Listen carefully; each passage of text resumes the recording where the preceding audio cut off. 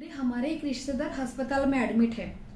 वहां जाके डॉक्टर ने बताया कि उनको कई महीनों से या कई सालों से भी डायबिटीज हो सकता है। इतना सारा उनका ब्लड शुगर एबनॉर्मल है और घर वालों को तो पता ही नहीं था कि इतनी शुगर बढ़ी हुई है।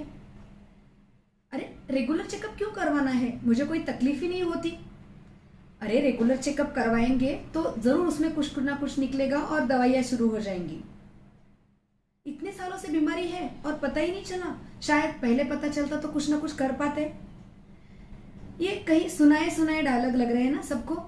हम लोगों ने ये डायलॉग कहीं ना कहीं जरूर सुने होते हैं। मैं doctor Sushma Jadhav, consulting physician, health clinic Baner Pune से, और आज मैं बात करने वाली हूँ रेगुलर हेल्थ चेकअप पे, यानी रेगुलर टेस्ट और जांच करवाने पे। सबसे पहले हम लोग ये देखते हैं कि रेगुलर हेल्थ चेकअप एग्जैक्टली क्यों करवाना चाहिए और इसमें हम लोग क्या पिकअप करने की कोशिश करते हैं या क्या देखने की कोशिश करते हैं। कॉमनली 3 चीजों के बारे में हमें पता चलने में रेगुलर हेल्थ चेकअप से मदद होती है। सबसे पहले एक कि नॉन कम्युनिकेबल डिसीजेस या लाइफस्टाइल रिलेटेड डिसीजेस, दूसरी डेफिशिएंसी यानी कमतरता, और तीसरी कैंसर जैसी बीमारियां। नॉन कम्युनिकेबल डिसीजेस यानी ऐसी बीमारियां जो एक दूसरे से के संपर्क में आने से नहीं फैलती, यानी आप जो लाइफस्टाइल की वजह से पैदा होती है, जैसे कि diabetes, blood pressure, cholesterol, uric acid बढ़ना, ऐसी बीमारियां। दूसरी बीमारियां का ग्रुप है वो है डेफिशिएंसी यानी कमतरता। बॉडी का जो डिमांड है, जो सप्लाई और डिमांड में अगर इम्बैलेंस हो जाता है तो न्यूट्रिशन जैसे कि विटामिन, मिनरल जैसे vitamin B12, folic acid, vitamin D, iron, इनकी कमी हो जाती है और उसके वजह से बॉडी में पैदा होने वाली बीमारियां। और तीसरा है कैंसर। ऐसे कैंसर जो उम्र के साथ बढ़ते हैं या ऐसे कैंसर्स जो कभी भी किसी भी व्यक्ति में आ सकते हैं किसी रिस्क फैक्टर की वजह से या सिगरेट या टोबैको जैसी की चीजों के सेवन की वजह से। काफी बार लोगों को लगता है कि होगी हमारी लाइफस्टाइल अलग कम ज्यादा, हमें क्यों करना है। मेरे दादाजी तो मुझसे भी ज्यादा गुलाब जामुन खाते थे, 10 पूरन पोलियां एक साथ खाते थे, वो तो तंदुरुस्त थे। मेरी दादी तो एक एक कटोरा घी एक साथ खाती थी, वो तो तंदुरुस्त थे। बट उनकी लाइफस्टाइल अपने लाइफस्टाइल में बहुत ज्यादा फर्क है, जमीन आसमान का फर्क है।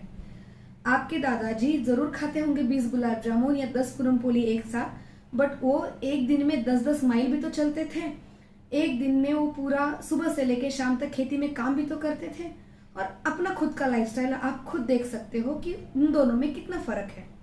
दूसरी बात, उस समय का खाना, उस समय मिलने वाली सब्जियां, फल, जो अनाज उगता था, उस खाने की स्टाइल और हमारे एक स्टाइल के बारे में भी बहुत ज्यादा डिफरेंस है। आज एक एवरेज सिटी में रहने वाला इंसान कम से कम महीने में 1 से 2 बार तो आराम से बाहर खाता है और उसके डाइट में भी बहुत सारा फास्ट फूड, रिफाइंड फूड रहता है, जबकि ये सारी चीजें पुराने जमाने में इतनी तौर पे नहीं होती थी या ना ही होती थी। तो उनकी बीमारी और हमारे बीमारी में बहुत ज्यादा फर्क है और इसलिए इस जनरेशन में बहुत सारी नई बीमारियां बहुत कम उम्र में पाई जाती है। अभी अगला पॉइंट है कि ये रेगुलर हेल्थ चेकअप किसे करवाना चाहिए या किस उम्र से वो रेगुलरली करना चालू करना चाहिए। तो एक सिंपल याद रखने के लिए नंबर है 40 या 40। ये ऐसी उम्र है जिस उम्र के पड़ाव पे हमारे बॉडी में कुछ बदलाव आने चालू हो जाते हैं। तो वो एक स्टेज है जब से आप रेगुलरली अपना हेल्थ चेकअप करवाना चालू कर सकते हैं।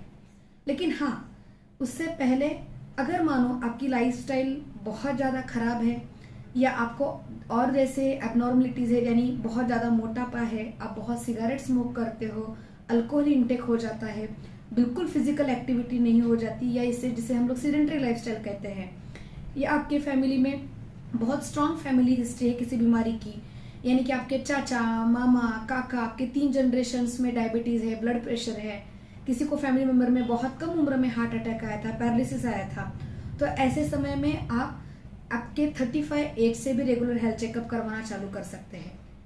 तीसरा पॉइंट, अगर आपको कोई तकलीफ है, जैसे बहुत कमजोरी महसूस हो जाती है, थकावट होती है, बहुत ज्यादा वजन बहुत कम ड्यूरेशन में कम हुआ है, या बहुत मोटापा ज्यादा बढ़ा हुआ है, या कोई भी तकलीफ बहुत दिनों से चल रही है वो ठीक नहीं हो रही है, तो हमें कोई एक एज होने की जरूरत नहीं है। उस समय आपके तकलीफ के लिए, उसकी जांच करने के लिए आप अपना रेगुलर हेल्थ चेकअप करवा सकते हैं।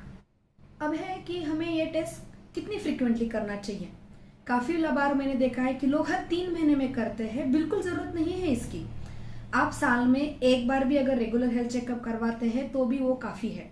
लेकिन हाँ, अगर आपने कोई चेकअप करवाया है, उसमें कोई एबनॉर्मलिटी आई है या कोई रीडिंग बहुत ज़्यादा रही हो या आपकी शुगर ज़्यादा रही हो, कोलेस्ट्रॉल ज़्यादा रहा हो और उसको आपको रीचेक करवाना ज़रूरी है, तो ऐसे समय सिर्फ कुछ स्पेसिफिक ही टेस्ट या सिर्फ वही टेस्ट आप 3 से 6 महीने के बाद रिपीट कर सकते हैं।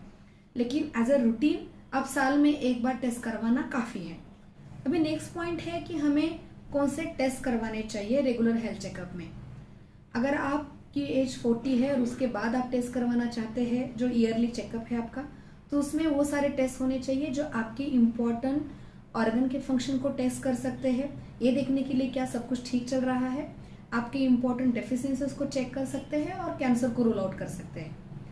टेस्ट की जो लिस्ट है जो मैंने नीचे डिस्क्रिप्शन बॉक्स में भी दी है, और वो सारे टेस्ट हैं जैसे कि हीमोग्राम जो हमारे हीमोग्लोबिन को चेक कराता है, उसके लेवल्स को चेक कराता है, thyroid test, kidney function test, liver function test, lipid profile जिसमें सारे कोलेस्ट्रॉल्स के लेवल चेक हो जाते हैं, शुगर लेवल, आपका विटामिन B12 और vitamin D level, urine checkup, एक ECG, और आप अगर फीमेल्स है तो पैप्समियर, और अगर मेल्स है तो प्रोस्टेट स्पेसिफिक एंटीजन लेवल आप करा सकते हैं।